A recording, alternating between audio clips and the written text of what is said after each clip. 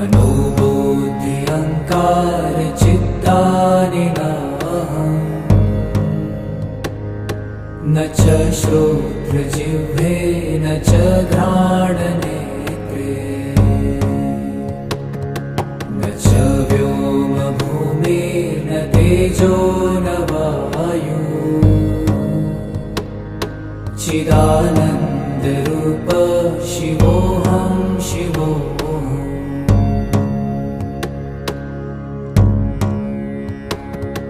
न च प्राणसंज्ञो न वै पञ्चवायु न वा सप्तधातु न वा पञ्चकोश न वा पाणिपादं न चोपस्थपायु चिदानन्दरूप शिवोऽहं शिवोऽहम्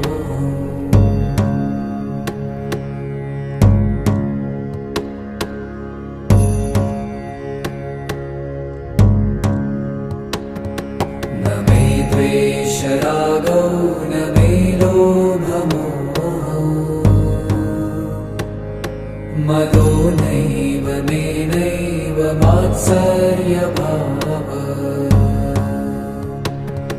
न धर्मो न चार्थो न कामो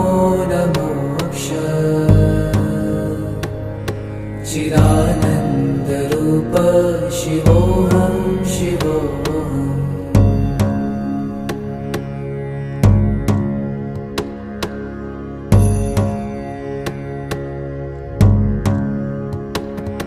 न पुण्यं न पापं न सौख्यं न दुःखम्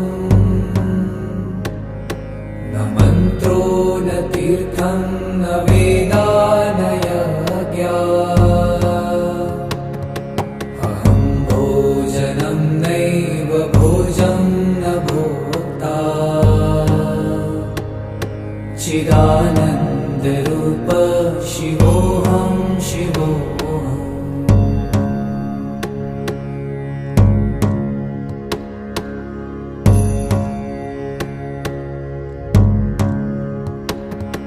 न मृत्युर्न शङ्का न मे जातिभेद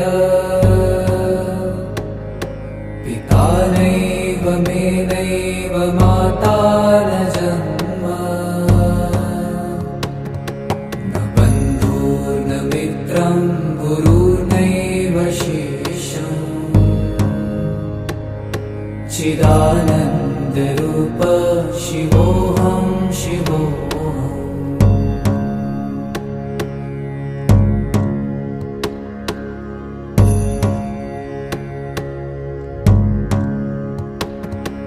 अहं निर्विकल्पो निराकाररूपो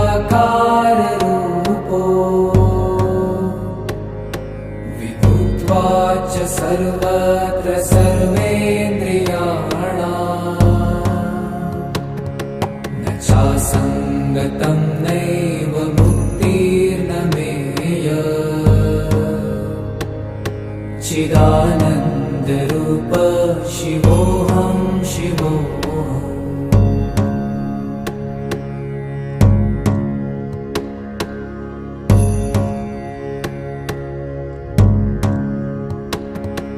मनोबुद्धि अहंकार चित्तानि नाहम् न च श्रोत्रजिह्वे न च घ्राणनेत्रे न च व्योमभूमिर्न तेजो न वायु चिदानन्दरूप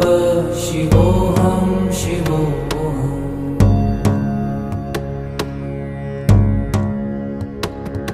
न च प्राणसंज्ञो न वै पञ्चवायु न वा सप्तधातु न वा पञ्चकोश न वा पाणिपादं न चोपस्थपायु चिदानन्दरूप शिवोऽहं शिवोऽहम्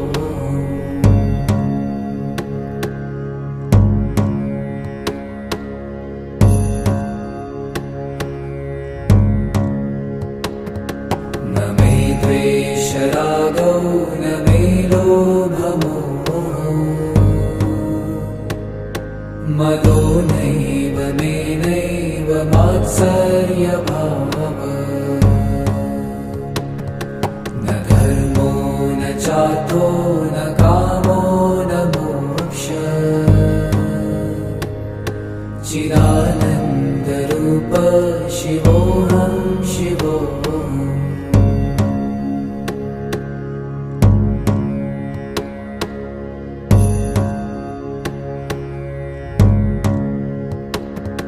न पुण्यं न पापं न सौख्यं न दुःखं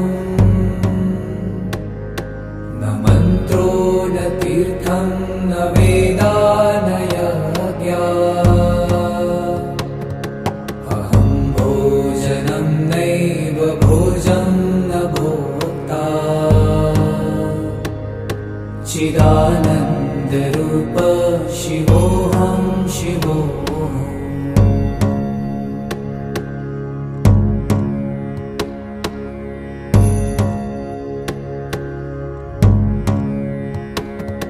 न मृत्युर्न शङ्का न मे जातिभेद पिता नैव मे नैव माता न जन्म न बन्धुर्न मित्रं गुरुर्नैव शिष्यम् चिदानन्दरूप शिवोऽहं शिवोऽहम्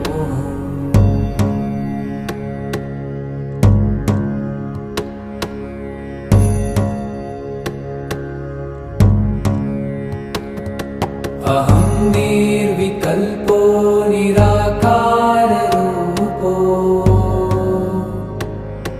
विभुत्वा च सर्वत्र सर्वेन्द्रियाणाम्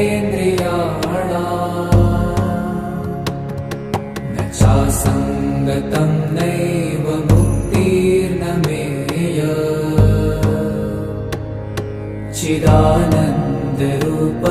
शिवोऽहं शिवोऽहम्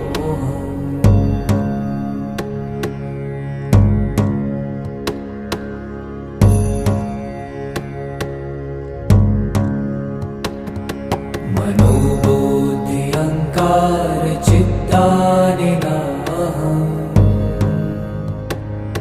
न च श्रोत्रजिह्वे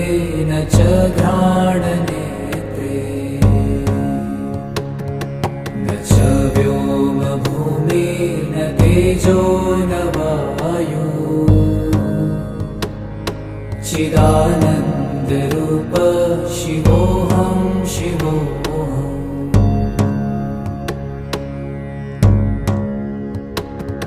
न च प्राणसंज्ञो न वै पञ्चवायु न वा सप्तधातु न वा पञ्चकोश न वा पाणिपादं न चोपस्थपायु